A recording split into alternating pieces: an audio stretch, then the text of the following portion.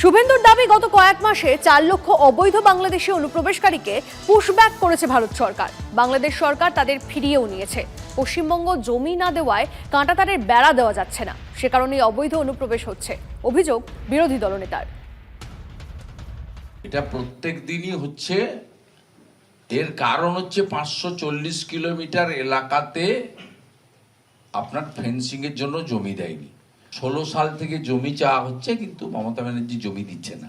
বাংলাদেশি মুসলিম যাদের কোনো visa permit নেই, তারা ঢুকে পড়ে আমাদের এখানে ভোট জেহাদ, ল্যান্ড জেহাদ, লাভ জেহাদ, রেশন জেহাদ, ধর্মীয় জেহাদ, সব কাজগুলোই করছেন। ভারত সরকারকে, বিএসএফকে বিশেষ থ্যাঙ্কস দেব। তারা ইতিমধ্যে 4 লক্ষের কাছাকাছি অবৈধ বাংলাদেশি মুসলিম অনুপ্রবেশকারীকে পুশব্যাক করেছেন।